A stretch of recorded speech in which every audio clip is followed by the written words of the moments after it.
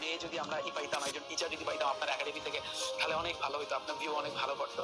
তবে আমি একটা কথা বলি, ইফাত ভাইয়া যদি কোনো স্টুডেন্ট নাও পায়, একটা জিনিস মাথায় রাখবেন, ইফাত ভাইয়া যদি কোনো স্টুডেন্ট যদি নাও পায়, একজন পর্দাহীন যে আসলে চুল মেলে, তারপরে যে কি বলে চুল খোলা দিয়ে তারপর যে পড়ায়, মানে আমি যদি কোনো আমার কাছে কোনো স্টুডেন্ট পড়ার কোনো দরকার নেই, আদৌ দরকার নেই, আমি লাগলে রিক্সা চালায় খাবো, আমি লাগলে রিক্সা চালাইয়া বা মানুষের বাসায় টিউশনি করে করে করে করে দেন আমি খাবো, তারপরে কিন্তু ওই হারাম পথে আমি রিফাত আমি কখনো যাবো না, ইনশাল্লাহ। মাথায় রাখো আমার একাডেমিতে তুমি বলবো যে ভাইয়া তাহলে এই যে মেয়ে ম্যাডাম যারা পড়ায় তারা কি খারাপ? না, খারাপ না, কিন্তু তারা যদি পর্দার সহিত যদি পড়াইতো, তাদের যদি হিজাব থাকতো, তাহলে ঠিক ছিল। বাট কয়জনের হিজাব আছে একটু দেখো, আশেপাশে তাকায় দেখো, এতে করে কি হয়, তোমাদের আকর্ষণটা বাড়ায়, আর কিছু না। হয়তোবা কথাগুলো শুনতে খারাপ লাগে, বাট এটাই বাস্তব কথা, তোমার আকর্ষণটা বাড়ায়। তোমাদের মতো শিক্ষার্থী, তোমাদের লেভেলটা কিন্তু আমরা পার হয়ে আসছি, এসএসসি লেভেল, এইচএসসি লেভেল কিন্তু আমি পার হয়ে আসছি। আমি কিন্তু জানি